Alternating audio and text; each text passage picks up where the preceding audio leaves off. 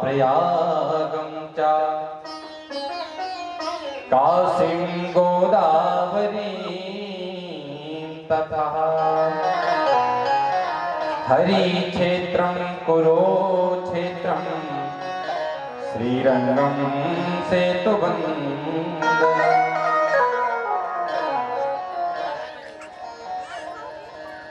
सनत कुमारों, पुष्करम चा प्रयागं चा, मैं पुष्कर गया, प्रयाग गया, काशी गोदावरी तथा, मैं काशी गया, गोदावरी गया, हरिक्षेत्र गया, कुरुक्षेत्र गया, हरिक्षेत्रम कुरुक्षेत्रम श्रीरंगम सेतुबंधनम, श्रीरंगम सेतुबंधु रामेश्वरम गया, लेकिन इस मन के लिए कहीं शांति नहीं मिली।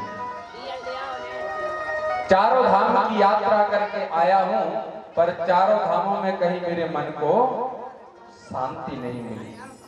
मन विचलित है, मन उदास है, मन खिन्न है। तो मैं चारों धाम की यात्रा करके आया, तो मैंने सोचा कि संतों के आश्रम में जाकर के मन को शांति मिलेगी, ऋषियों के आश्रम में मन को शांति मिलेगी। प्रभु, मैं ऋषियों के आश्रम गया तो क्या देखा कि जब आश्रम के सामने से गुजर रहा था तो वहां पर छोटे छोटे बालकों की रोने की आवाज आ रही। मैंने पूछा, ये आश्रम किसका है? तो पता चला ये आश्रम तो ब्रह्मचारी जी का है। मैंने देखा कि ब्रह्मचारी जी के आश्रम में बालकों की रोने की आवाज, मन खिन्न हो गया। आगे गया तो देखा कि एक आश्रम और मिलता, जिस आश्रम में बड़ा शोर हो रहा है। मैंने पूछा, ये आश्रम किसका है, इतना शोर क्यों हो रहा? तो सुना, पता चला कि ये मौनी बाबा का आश्रम है। सब कुछ उल्टा दिखाई दे रहा। थोड़ा और आगे बढ़ा तो सुंदर महल बना हुआ है, सुंदर बड़ी बड़ी गाड़ियां खड़ी हुई हैं। तो मैंने पूछा, भैया ये इतना सुंदर आश्रम किसका है? तो पता चला त्यागी बाबा का। नाम त्यागी है लेकिन अरबों की संपत्ति है, बड़े बड़े आश्रम बने हुए हैं। ये सब देख करके प्रभु मेरा मन विचलित हो गया, मन खिन्न हो गया। मैंने सोचा कि चलो संतों के आश्रम में मन को शांति नहीं मिली, गृहस्थ आश्रम में चलते हैं। तो महाराज वहां क्या देखा, जब गृहस्थ आश्रम में गया तो तरुणी प्रभुता श्याल को बुद्धिदाय कहा, कन्या विकृणो लोभा दंपति नाम चकल्पनो। जब मैं गृहस्थ जीवन में गया तो क्या देखा कि तरुणी प्रभुता की, जो तरुण है, जो युवा है, घर में उनकी चलती है। जैसे कि घर में दो बेटे हैं, दो बहू हैं, माता पिता हैं। गृहस्थ जीवन कौन है, गृहस्थ आश्रम कौन है? हम सबका आश्रम ही तो गृहस्थ आश्रम है। नारद जी बता रहे हैं, जब हम गृहस्थ आश्रम में गए ना तो क्या देखा कि तरुणी प्रभुतागे है श्याल को बुद्धिदाय कहा। जो तरुण है, जो युवा है, उनकी चलती है, घर में माता पिता की चलती नहीं है। बेटे को कोई काम करना है ना तो यह माता पिता से नहीं पूछता है। तरुणी प्रभुतागे है श्याल को बुद्धिदाय का। अगर कोई जमीन खरीदनी है, गाड़ी खरीदनी है, कुछ नया काम करना है तो श्याल को बुद्धिदाय का, बोले साले साहब से सलाह लेंगे, बोलो राधे राधे। भागवत के महात्म्य की चर्चा कर रहे हैं। माता पिता से नहीं पूछेंगे, अगर सलाह लेंगे तो किससे? बोले पत्नी से। और पत्नी के बाद अगर सलाह लेनी है तो सियाल को बुद्धिदाय का साले साहब को फोन करेंगे, भैया ये कार्य करने के लिए जा रहा हूं, ये ठीक है अथवा नहीं। लेकिन एक बात बताऊं, लाइट आ गई, ये क्या कार्य करने के लिए जा रहे हो, तुम क्या करने वाले हो? तो कहते हो तुम शांत रहो, हमको पता है जो करना है, आप बीच में मत बोलो, आप तो भोजन करो और बैठे रहो, जो करना होगा हम कर लेंगे। माता पिता एक बार पूछते हैं, बेटा जरा मुझको भी तो बताओ, आप क्या करने जा रहे हैं? कोई कार्य करते हो बेटा, मुझको भी तो पूछा करो एक बार, मुझसे भी तो समझा करो एक बार। मैं आपका पिता हूं, मैं आपकी मां हूं, मैं आपके लिए अच्छी सलाह दूंगी। लेकिन वार्ता को न प्रक्षंति, माता पिता से कहते हैं कि अब तुम्हारी वृद्ध अवस्था हो गई, बुद्धि सके आ गई, तुमसे नहीं पूछेंगे, हम युवा हैं, अपने अनुसार कार्य करेंगे। नारद जी कहने लगे, गृहस्थ आश्रम में जाकर के मन खिन्न हो गया, माता पिता की कोई सलाह नहीं लेता है। अब तो घर में नई बहू की चलती है। नई बहुओं की चलती कैसी है कि अगर सासू मां ने तिजोरी की चाबी बहू को दे दी ना, फिर तो महाराज राधे राधे है। हाँ, और कई लोग तो बोल देते हैं, महाराज जी अब बहू नहीं, अब तो बहू आने लगी है। दूसरी बात, एक चीज का और प्रभाव पड़ा है, जब से वो नाटक चला ना कि अभी सास भी बहू थी, तो बहुएं कहती आप भी एक दिन बहू थी, है ना, ध्यान रखना।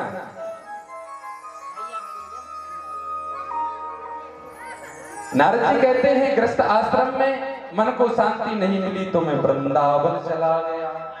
और जब वृंदावन गया तो वृंदावन पहुंचते ही यमुना तट पर पहुंचा, तो यमुना तट पर क्या देखा कि बहुत सी माताएं बैठी हुई हैं, माताओं की भीड़ एकत्रित है। मैं उस ओर जा रहा था और जैसे ही मैंने देखा सनत कुमारों कि केवल यहाँ तो माताएं ही माताएं बैठी हुई हैं, माताओं के बीच में संतों को नहीं जाना चाहिए। ये बात नारद जी सनत कुमारों को बता रहे हैं। नारद जी कहने लगे, मैं लौटने लगा माताओं को देख करके, तो एक माता ने मुझको आवाज लगाई कि भो भो साधु क्षणं तिष्ठ मचिंतामपि नाशया दर्शनं तव लोकस्य सर्वथा गहरं पदम्। भो भो साधु क्षणं प्रतिष्ठा, हे ब्राह्मण देवता, हे संत जी, हे गुरुदेव, जरा 2 मिनट रुकिए तो सही। मचिंतामपि नाशया, मेरी चिंता का जरा कारण तो पूछिए, मैं कितनी उदास हूं। दर्शनम तव लोकस्या, आप जैसे संतों के दर्शन करने से तो महाराज दुनिया के सभी कष्ट समाप्त हो जाते हैं। आप तो साधु हैं, गिरते हुए को संभालने वाले हैं। उस देवी के पास पहुंच जाते हैं। नारद जी ने पूछा, देवी विख्याता युवो में तनयो मतो ज्ञान वैराग्य न मानो काल योगे नजर। भक्ति महारानी जो आवाज लगाती थी, कहने लगी मेरा नाम भक्ति है, जो दोनों साइड में वृद्ध पुरुष पड़े हुए हैं यह मेरे पुत्र हैं ज्ञान और वैराग्य। अहम भक्ति ऋतिख्याता यमो में तनियो मतो ज्ञान वैराग्य ना मानो काल योगे न जर जर। यह कलयुग के प्रभाव से गुरुदेव, मैं एक माता होकर के युवा बैठी हुई हूं और मेरे सामने मेरे दोनों पुत्र वृद्ध अवस्था को प्राप्त हो चुके हैं। प्रभु, एक मां के सामने उसके दो पुत्र वृद्ध अवस्था को प्राप्त हो चुके हो, जो अचेत अवस्था में पड़े हो, गुरुदेव उस मां की क्या स्थिति होगी? वृद्ध अवस्था को प्राप्त हो चुके। नारद जी यह दृश्य को देख करके दुखित हो गए, चिंतित हो गए और कहते हैं आज नारद जी ने यहाँ पर भक्ति महारानी की कष्ट की निवृत्ति के लिए वेद वेदांतों के पाठ किए। गीता पाठेर मुहुर मुहुर, बार बार गीता का पाठ करते। जब गीता का पाठ करते नारद जी तो ज्ञान वैराग उठ जाते और बैठकर के श्रवण करते। और जैसे ही गीता पाठ विश्राम करते तो अचेत अवस्था में लेट जाते ज्ञान वैराग। भक्ति महारानी दुखी थी। आज वही नारद जी भक्ति महारानी की कष्ट की निवृत्ति के लिए आज दुखी हैं और भटकते भटकते पहुंच जाते हैं बद्रिका आश्रम में। सनत कुमारों से कहने लगे महाराज मेरी उदासी का कारण यही है कि भक्ति महारानी की कष्ट की निवृत्ति कैसे हो। तब सनत कुमार कहने लगे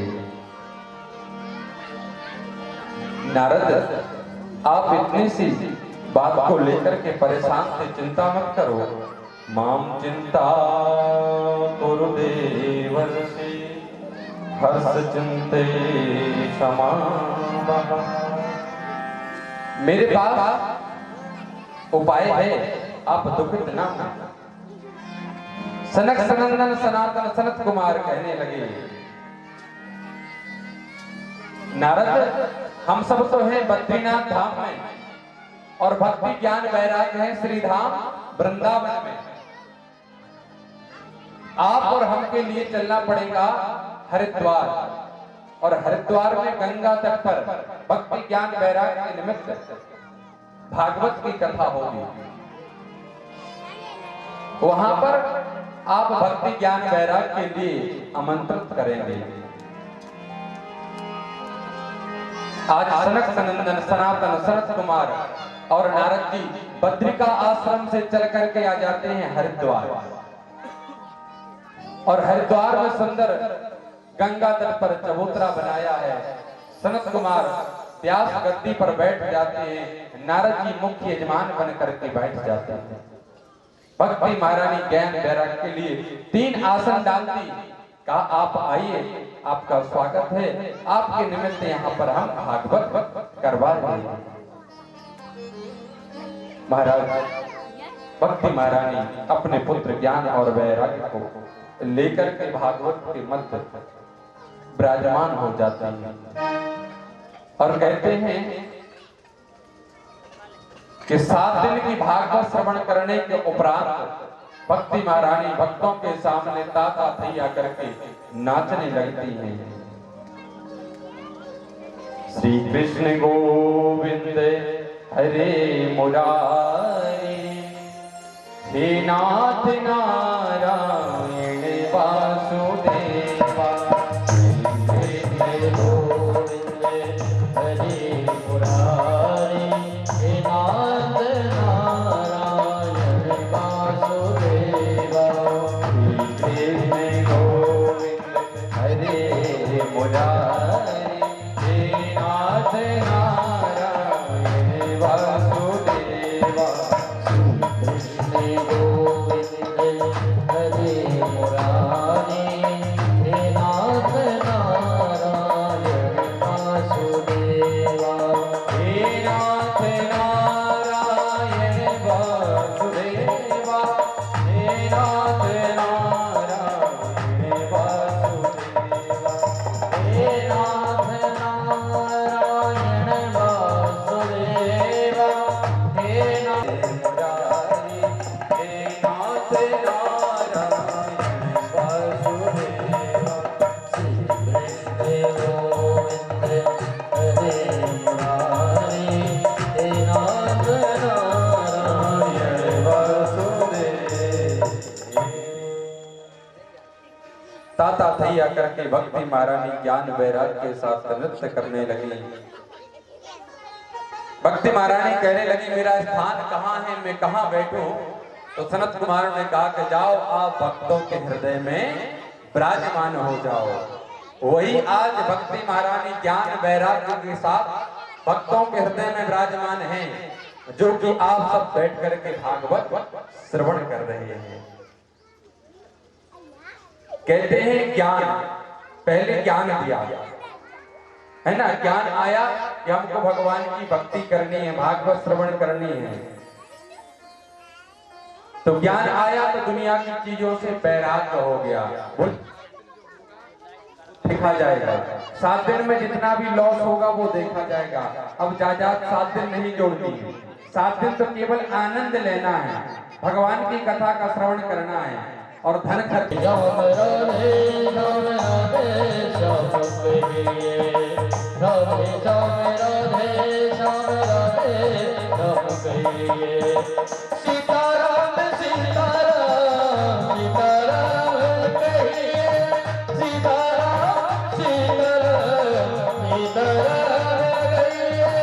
सीताराम सीताराम।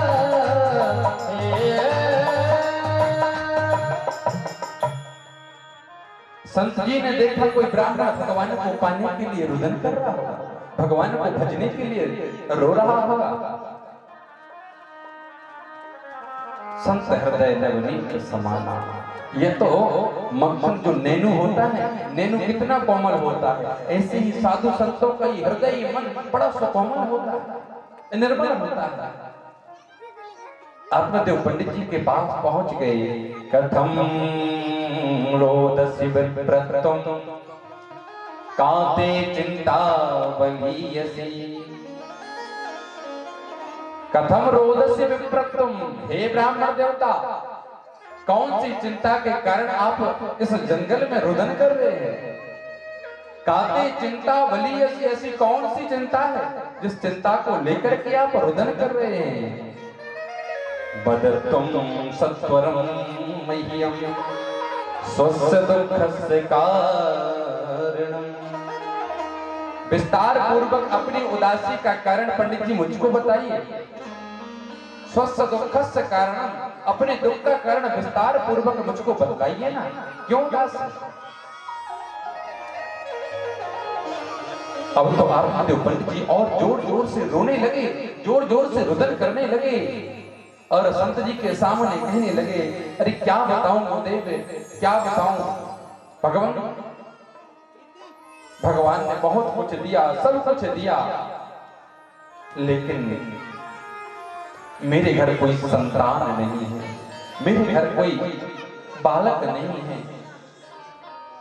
संत जी मुस्कुराने लगे, वाह रे जमाना, मैं तो समझ रहा था ये भगवान को पाने के लिए रो रहा होगा, ये तो पुत्र के लिए रो रहा, अरे माया में फंसने के लिए रो रहा। अरे ब्राह्मण देवता,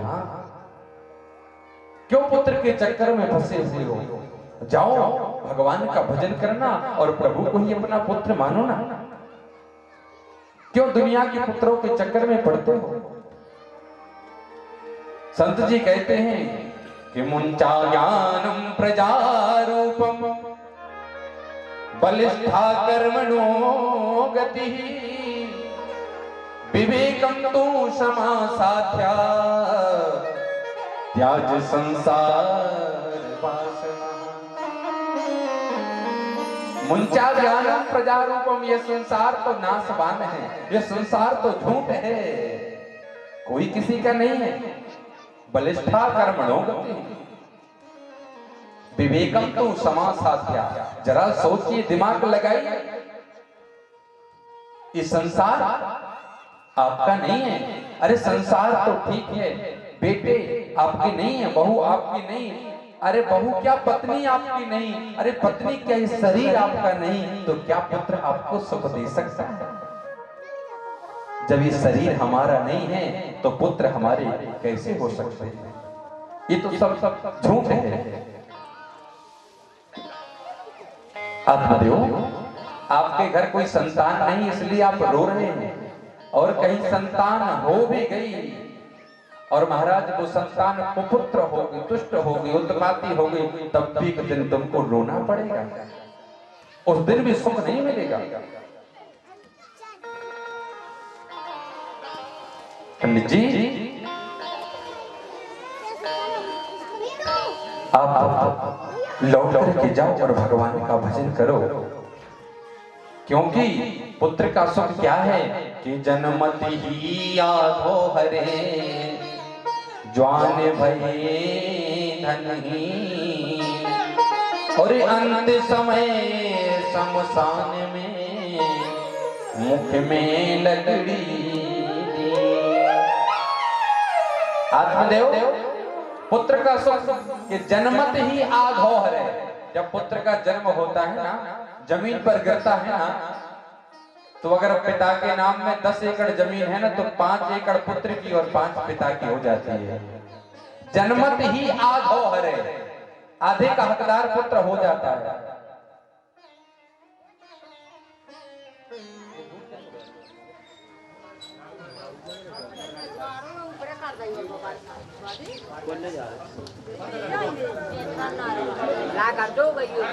बालक जवान हो जाता है ना, शादी हो, और शादी हो जाती है ना, जब उस लड़के की 2 से 4 आंखें हो जाती है ना, तो उस समय माता पिता धनहीन हो जाते हैं। जवान भये धनहीन, बोले माता पिता के लिए फिर कहते एक कमरा दे दिया जाता अथवा खेत पर डेरा। आप क्या करोगे? 2 टाइम की रोटी चाहिए, मैं आपको दूंगा, कि जमीन मेरे नाम कर दो ना। आप कब चले जाओ कोई पता नहीं, इसलिए मेरे नाम जमीन करो, मेरे नाम में घर कर दो।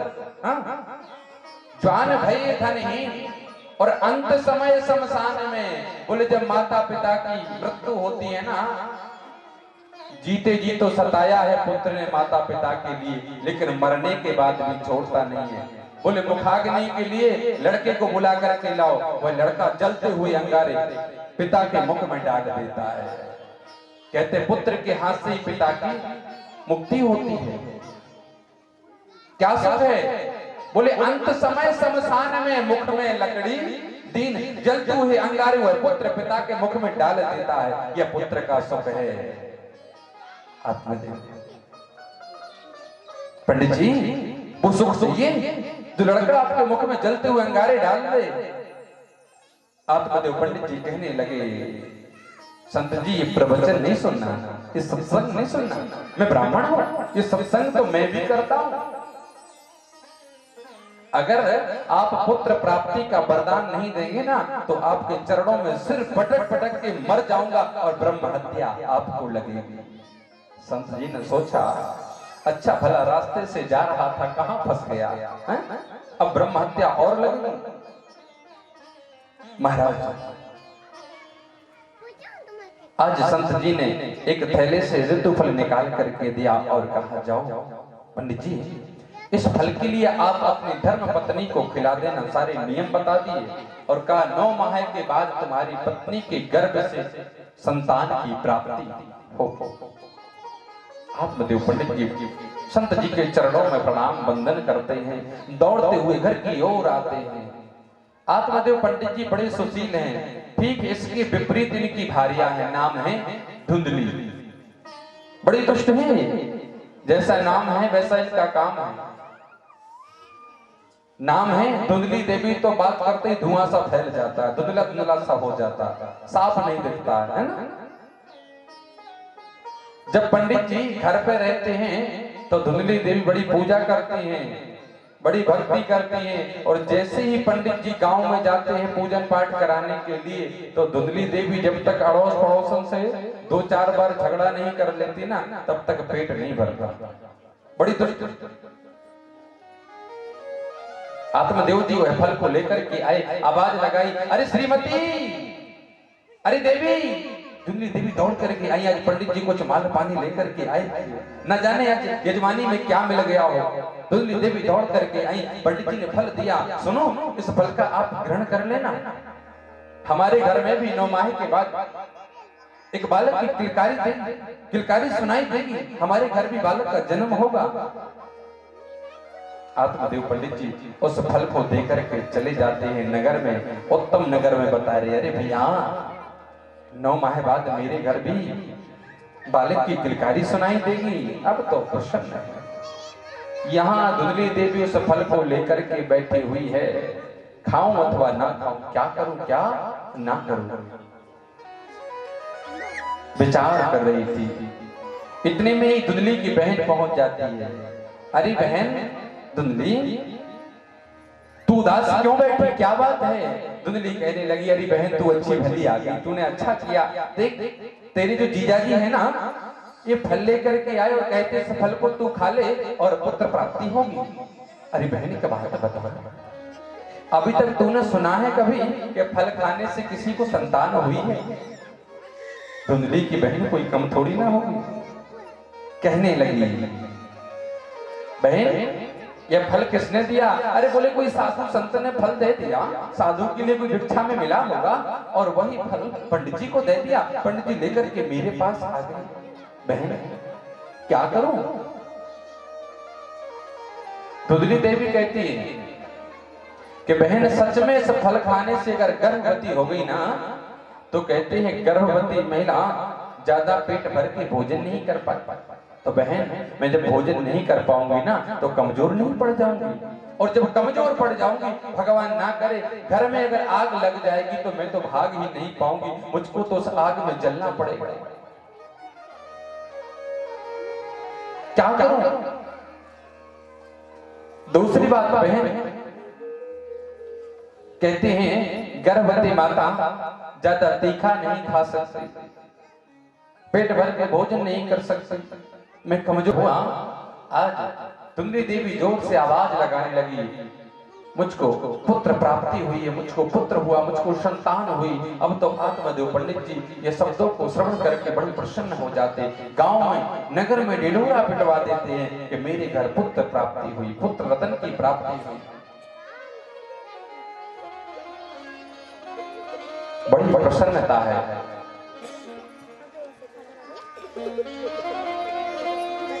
आज महाराज आत्मदेव जी के यहाँ प्रथम संतान की प्राप्ति हुई, बड़े प्रसन्न हैं। और कहते हैं ठीक 3 महीने बाद जिस गाय के लिए वो फल खिलाया था, उस गाय ने भी एक बालक का जन्म दिया, जो पूरा शरीर मानव जैसा है, केवल गौ के कान लगे हुए हैं। आज आत्मदेव पंडित जी कहने लगे अपने पत्नी से, देवी देखो कितनी बड़ी कृपा है भगवान की, कहीं तो एक भी संतान नहीं थी, आज 2-2 संतान, और दोनों का अभी तक नामकरण संस्कार नहीं हुआ। चलो मैं अपने पुत्रों का नामकरण संस्कार कर देता हूं। आत्मदेव जी कहने लगे, मैं प्रथम पुत्र का नाम रखूंगा, मेरा नाम है आत्मदेव, तो अपने पुत्र का नाम रखूंगा परमात्मा देव। धुंधली देवी कहने लगी, अरे बाल स्वामी 9 माह हमने गर्भ में रखा, भूख प्यास सहन की, कितना कष्ट सहन किया, और नाम आप अपने नाम से मिलते जुलते रखोगे? नहीं। पंडित जी बड़े सीधे साधे, ठीक है देवी आप अपने अनुसार रख दो। तो धुंधली देवी कहने लगी कि मेरा नाम है धुंधली, तो पुत्र का नाम होगा धुंधकारी। तो गोकर्ण पंडितो ज्ञानी धुंधकारी महाथलः। जो गाय गर्भ से पुत्र हुआ था, उसके लिए गाय जैसे कान थे, इसलिए नाम रख दिया गौकर्ण। दूसरे पुत्र का नाम रख दिया धुंधकारी। तो कहते हैं यथा नाम तथा गुण। नाम का भी बड़ा प्रभाव पड़ता है बंधु, ध्यान दें। बच्चों के नाम भगवान के नाम से मिलते जुलते रखने चाहिए। लोग रखते हैं रिंकू, पिंकू, टिंकू, चिंकू, सैंकी, सिंकू, पता नहीं क्या नाम रखते हैं। अगर भगवान के नाम से मिलते जुलते अपने पुत्रों के नाम रखोगे ना, तो कम से कम अपने पुत्र को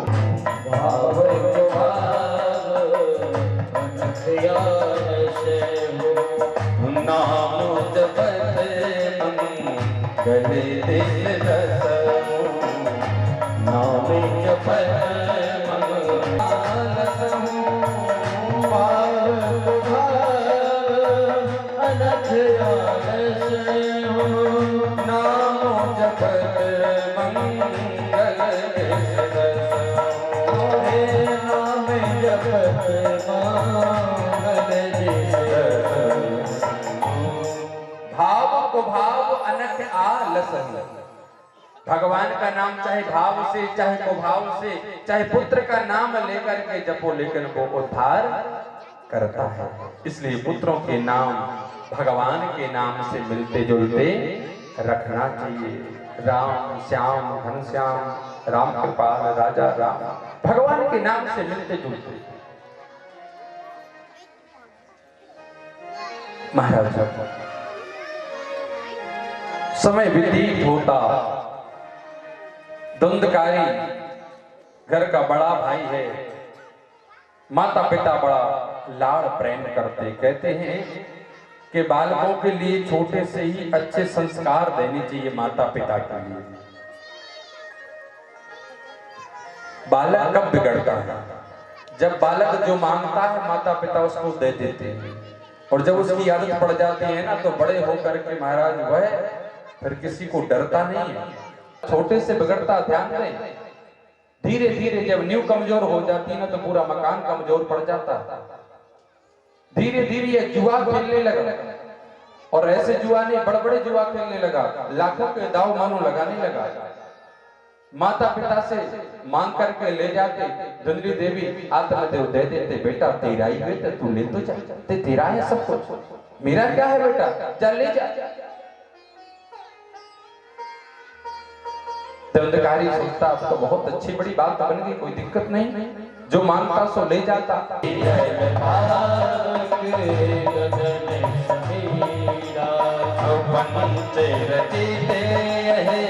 अदम सहीरा वंच रखते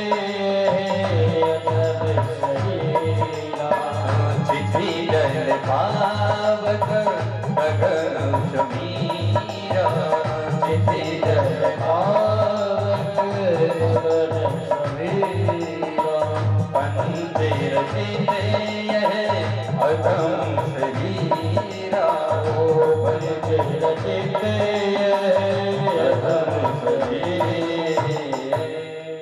पृथ्वी, वायु, आकाश, अग्नि, जल, ये मानो 5 तत्वों से यह शरीर बना हुआ है, और इन्हीं 5 तत्वों में इसको लीन हो जाना।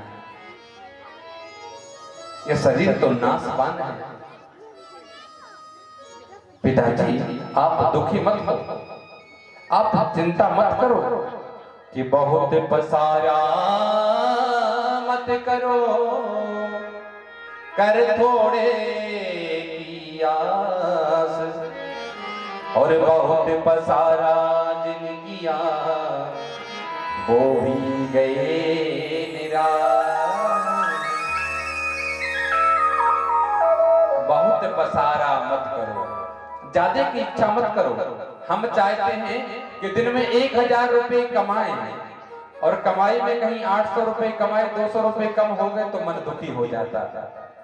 सोच रखा था कि 1000 रुपए कमाएंगे दिन में, लेकिन 800 रुपए ही कमाए, कितना घाटा लग गया। 200 रुपए कम कमाए तो मन उदास हो गया।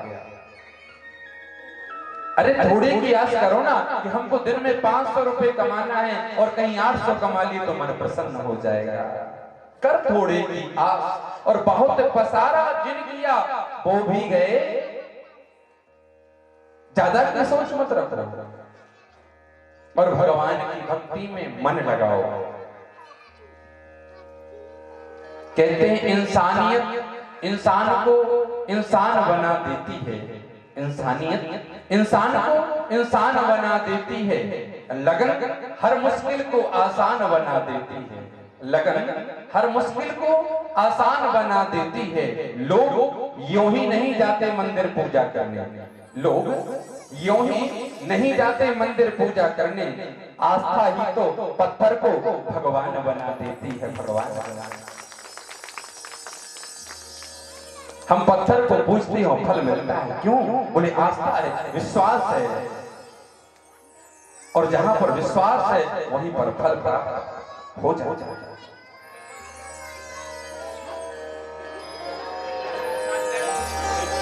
आज आत्मदेव पंडित जी वन की ओर चले जाते हैं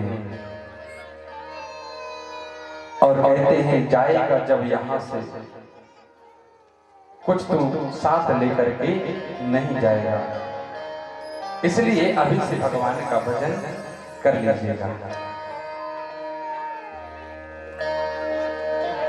बंधुओं, आज गोकर्ण जी ने अपने पिताजी के लिए समझा दिया है और कहते हैं कि जाओ पिताजी वन में जाकर के भगवान का भजन करना। तेरे हवाले मुरलिया वाले जीवन है, तेरे हवाले मुरलिया वाले जीवन है, तेरे हवाले मुरलिया वाले जीवन है, तेरे हवाले मुरलिया वाले बाकी मुरलिया वाले प्यारे मुरलिया वाले बाकी मुरलिया वाले प्यारे मुरलिया वाले बाकी मुरलिया वाले प्यारे मुरलिया वाले बाकी मुरलिया वाले प्यारे मुरलिया वाले जीवन है, जीवन है, जीवन है तेरे हवाले मुरलिया वाले जीवन है, तेरे हवाले मुरलिया वाले। जय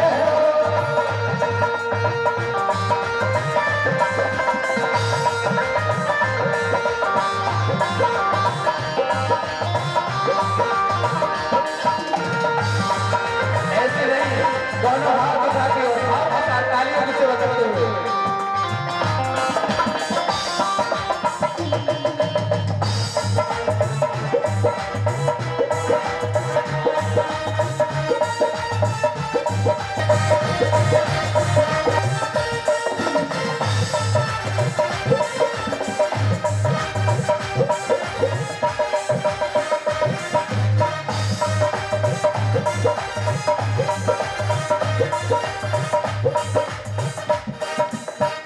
हम हैं बंसी तेरे अदर की, हम हैं बंसी तेरे अदर की, हम हैं मुरली तेरे अदर की, हम हैं बंसी तेरे अदर की, हम हैं बंसी तेरे अदर की, हम हैं बंसी तेरे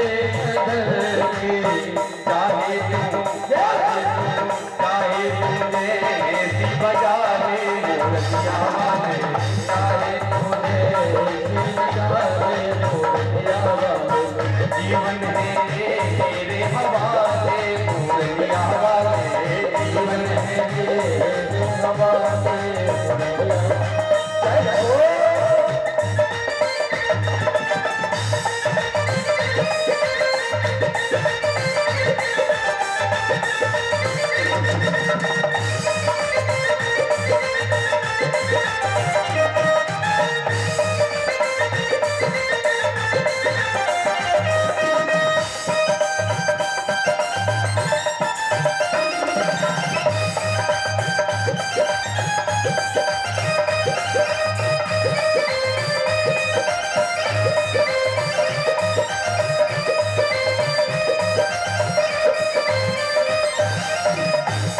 कठपुतली तेरे हाथ की, हम कठपुतली तेरे हाथ की, हम कठपुतली तेरे हाथ की, हम कठपुतली तेरे हाथ की।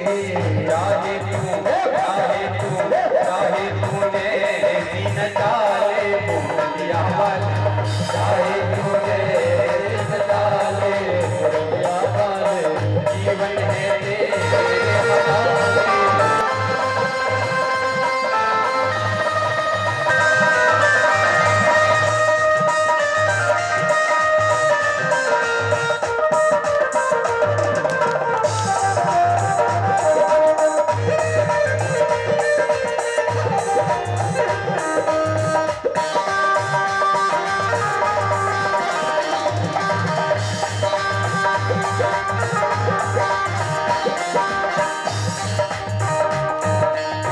अपने चरण का दास बना ले, अपने चरण का दास अपने चरण का, अपने चरण का, अपने चरण का दास बना ले, अपने चरण का दास बना के।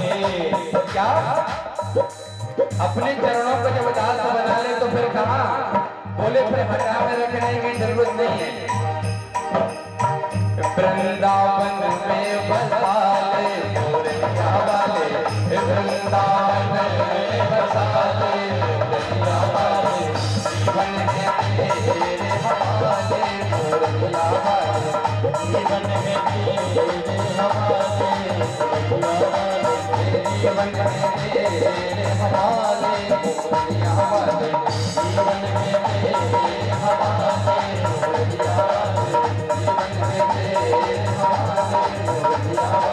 जीवन है तेरे हवाले मुरलिया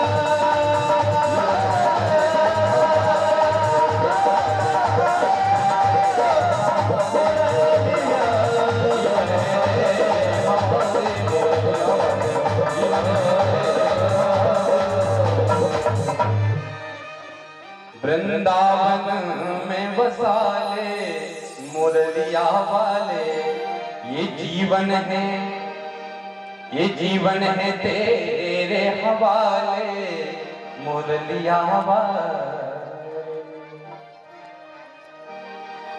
आज आत्मदेव पंडित जी से जीवन को समर्पित भगवान के चरणों में कर देते हैं।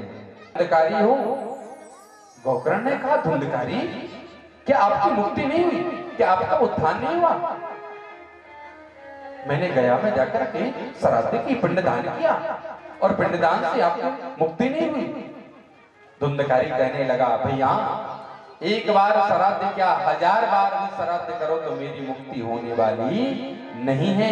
मैं उच्च श्रेणी का प्रेत हूं। तो क्या कारण है धुंधकारी की मुक्ति क्यों नहीं हुई?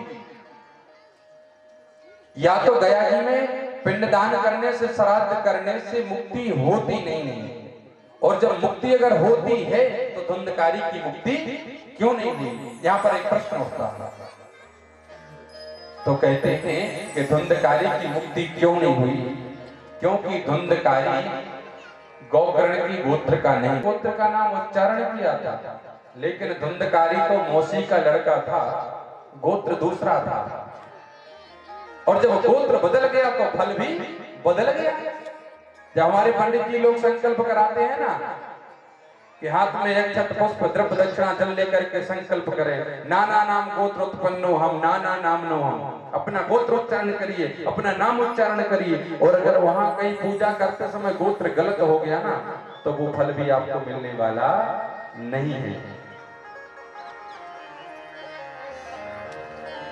आधार कार्ड में आपका अंगूठा लिंक किया गया तो दूसरे का लगता नहीं है ना, जब आप लगाओगे तभी खुलेगा। ठीक इसी प्रकार अगर पूजा पाठ भक्ति आदि में आपने अपना गोत्र नहीं दिया, किसी और का ले लिया, तो आपको वो फल भी मिलने वाला नहीं है। गया जी में आज भी श्राद्ध होती है और मुक्ति होती है, श्राद्ध से पिंडदान से मुक्ति होती है, लेकिन धुंधकारी का उद्धार इसलिए नहीं हुआ क्योंकि वह गोकर्ण का वंशज नहीं था, वह तो मौसी का लड़का था, इसलिए गोत्र उसका बदल गया। इसलिए बंधुओं पूजा पाठ में विशेष ध्यान रखना गोत्र का और नाम का। और जो भक्त पूजा पाठ करते हैं सुबह के समय हमारे यहाँ पर 8 से 11 बजे तक शिवलिंग निर्माण होता है शंकर जी। लेकिन विमान केवल धुंधकारी के लिए ही क्यों आया? विमान तो सबके लिए आना चाहिए ना, केवल धुंधकारी के लिए विमान क्यों आया? तब गोकर्ण जी कहने लगे कि कभी कभी कथा में तो हम बैठते हैं पर कथा हम में नहीं बैठती है। कथा में तो आप सब बैठे हैं, लेकिन कथा किसके हृदय में बैठी ये बात समझने की है। कथा में 3 प्रकार के श्रोता होते हैं। पहला होता है सरौता। सरौता आप लोग समझते हैं ना, जो सुपारी काटता है, बड़ी जोर की आवाज करता है। श्रोता कौन है? जो कथा पंडाल में बैठा है, ना स्वयं सुनता है, ना पड़ोसी को, बगल वाले को सुनने देता। जो वार्तालाप ज्यादा करता वो है श्रोता। जो कमी निकालेगा, देखो भैया श्रोती साहू ने महाराज जी तो अच्छे बुलवाए, लेकिन कहीं ना कहीं कमी तो करी है। चलो ठीक है, मंच अच्छा, महाराज जी अच्छे हैं, लेकिन देखो ये लोग भजन कम गाते। चलो भजन भी ठीक गाते, महाराज जी दृष्टांत नहीं बोलते। कमी निकालना है ना, श्रोता है ना, श्रोता काम काटने का है, ना स्वयं सुनेंगे ना सुनने देंगे। दूसरा होता है सोता। ये जो सोता होता है ना, बड़ा अच्छा होता है। घर में सोने को जिसको नहीं मिलता, वो कथा में 4 घंटे आकर के सोता है, और 4 घंटे के बाद जैसे ही भागवत जी की आरती होती, प्रसाद लिया घर चला जाता है, वो होता है सोता। लेकिन बंधुओं, हमको सर्वता और सोता नहीं बनना है। हमको क्या बनना है? हमको बनना है सच्चा श्रोता। सोने के लिए पूरा जीवन पड़ा हुआ है, और श्रोता बनने के लिए महाराज घर पड़ा हुआ है, लेकिन भागवत में केवल श्रोता बना। गौकर्ण जी ने कहा कि आप लोगों में से कुछ सोता और कुछ श्रोता रहे होंगे, इसलिए विमान नहीं आया, और धुंधकारी सच्चे श्रोता थे, इसलिए विमान आ गया।